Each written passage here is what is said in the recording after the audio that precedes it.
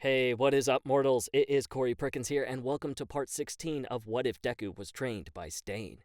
Just wanted to greet you guys just by saying sit back, relax, you're in for a treat. And so, we begin. When something is flaunted, then something is hidden behind it. They were heavily tricked, and they wasted no time to charge at them once more, their last attempt to retrieve their classmate from a grasp of the villain. But by the time they were finally able to figure out what his quirk was, the capability to compress and confine things, it was all too late. Because right now, as the realization dawned upon them, Mr. Compress was sinking into the mist of Kurogiri. Victory etched in his face as it shined upon his eyes, all vaunted by the mask he removed.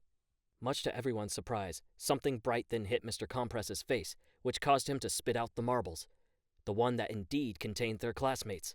Aoyama, one of their classmates from 1A, stood where the beam was emitted. His successful attempt paved the way for Shoji to catch one of the marbles, retrieving the one that contained Tokuyami.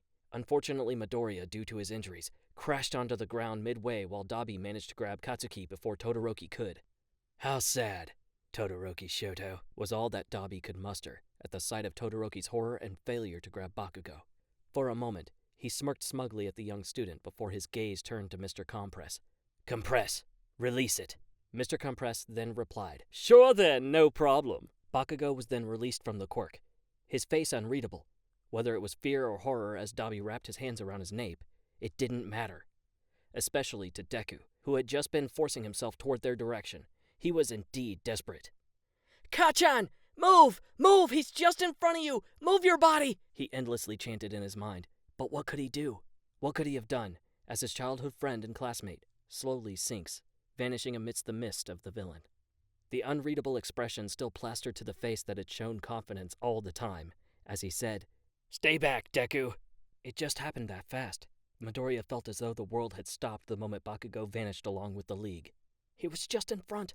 I could have reached him. I could have done something. Over and over, he chastised himself for how he lowered his guard, leaving the weapons that could have aided him through the fight with the muscular villain, on how he prioritized engaging in a fight over running away. If the goal was only to secure Kota, his degrading thoughts continued, basking himself generously with regret and mostly frustration, the reality of his failure becoming a lot more painful than the injuries he had sustained. He could always heal, but if Bakugo were to disappear, it would be just as irreversible as the scars that settled themselves into his arms, his very own compilation of failures. That is how Aizawa had found his students. His problem child kneeling hopelessly on the ground as he howls in grief, the name of the other student echoing from him, along with his other students who had witnessed the cause of their friend's misery, the loss of their classmate over the successful abduction from the League. Kachan! It was both his grief and frustration in one. His failure was more of a significant failure than the pro-heroes that could have done better, that could have fought harder for the children they were expected to watch over. Aizawa Shoto realized tonight that regardless of how many of the students are only mildly to severely injured, while the rest were safe, nothing could erase the stain of their failure. The shame of how they lost a student to the villains will be a stain none of them will ever be able to erase, for they have failed the parents who entrusted the child to them, to their oath of safety. To add the cherry onto the cake of failure, one of the professionals' ragdoll was missing. There was only a trail of blood, but her body wasn't found. Now they have both an abducted student and a missing comrade. Indeed, tonight was a bad one, as well as the day that followed. Reporters of different networks had swarmed the gates of UA High, the situation uttering the tragedy that came from what happened during the training camp that is supposed to prepare the young ones for the real-world combat, only to end up with an abducted student. Right now, the media is in a frenzy with criticism for UA High, Principal Nezu announced at the meeting amongst UA facility commences.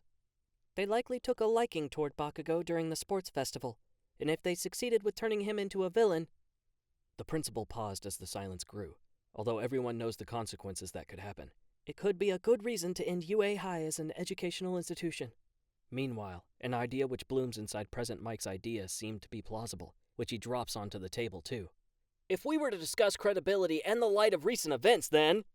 He took time with the suspense of his announcement, as he wandered his eyes to the people, who he was trying to gauge the slightest change that could possibly seem suspicious. I suspect that one of us could possibly be a traitor. Present Mike was right. They didn't show a liking to his idea, which prompted him to explain why he had reached this conclusion. It was only teachers along with the Pussycats who knew the location of the training camp. He added about locating the students through the phones. However, he was immediately cut off by Midnight. Another one spoke asking if he could prove himself innocent of his own conspiracy. Before the whole meeting ended up in an argument, Principal Nezu is quick to take action. I do trust everyone in here, but in regards of taking measures into figuring out if there was a traitor to begin with... Yet he was interrupted by the phone of All Might, who seemed pensive and rushed as the caller ID showed up on his screen. For a moment he mulls about being an incapable hero because of the recent events. His very own failure to save one of his students despite being the symbol of peace. It was only then that he collected himself and answered Detective Tsukauchi Neomesa's call, who had never wasted time, promptly dropping his reason for calling the hero. The villain's location. We might have located them. All Might felt his blood boil with the excitement that he could finally do something, now that the villains were located. Yet he remained silent, waiting for further information. Upon gathering the data, some of the descriptions of the abductors matched those of the witness accounts. However, bear in mind that this is classified information I have shared with you for an update. The call ended, yet the adrenaline coursing through the hero's veins as he activated his quirk, returning into the figure which the whole of Japan knows as their symbol of peace. Once I have found them, they'll have a taste of both a teacher and a hero's payback. Meanwhile, at the hospital where the injured students were brought, Izuku leaned his back upon the headboard. For 2 days he'd been out of it, from the fever caused by his injuries, and the constant strain on his stamina as Recovery Girl used her quirk in aiding the healing process. Izuku, please, your mom's heart can't take it anymore. His mother's heart rang in his head. He probably had worried her with the recent incident, breathing out a sigh of frustration as he recalled the night that caused him to be in the hospital. Izuku's gaze turned to the window, momentarily basking himself in the silence, as he only requested that a few of his classmates could visit him for the meantime. All Might said one cannot save people where your hands can't reach, so do your best to save those within your reach instead. Tears were threatening to leave his eyes while Bakugo's unreadable expression that night crossed his mind, his warning of not to come. The purpose of my quirk. Kachan! He was within my reach that time! He hated how it happened, just as what Ayazawa had told him just a while ago. If you go on just trying to save someone by yourself, you'll end up no better than a fool. He reflected upon it. While a hero's essence is to save, the hero's condition shall also be considered in this equation. For a dead or injured one cannot save anymore. Midoriya had learned his lesson the hard way, and he would not take it lightly this time.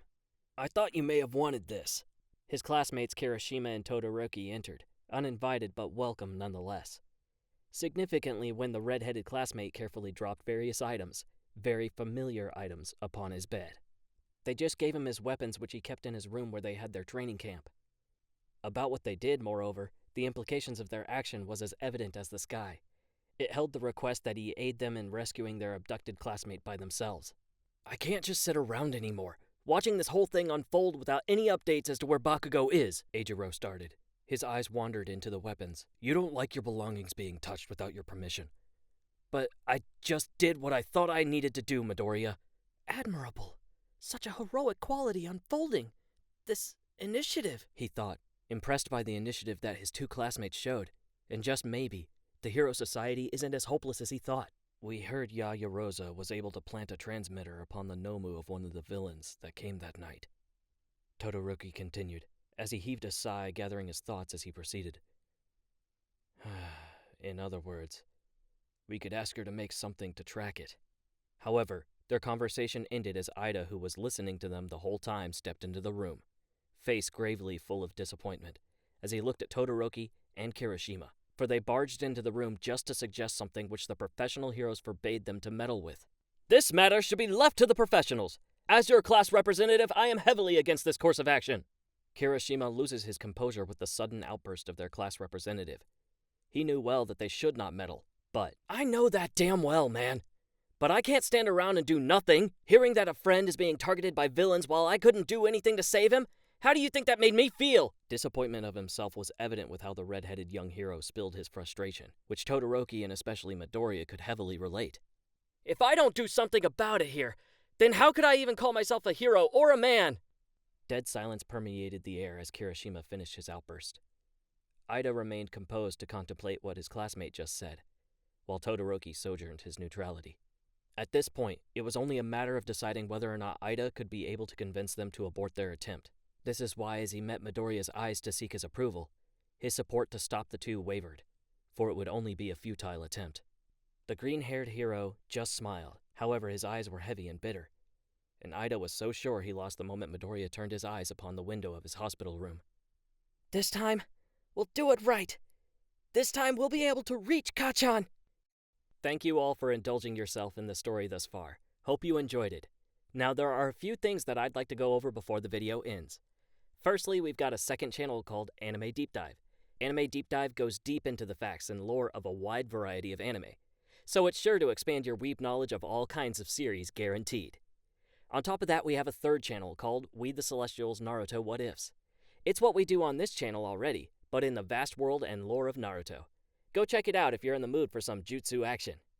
I'd like to let you all know on behalf of We the Celestials, I'd like to thank everyone involved in the production of today's awesome content.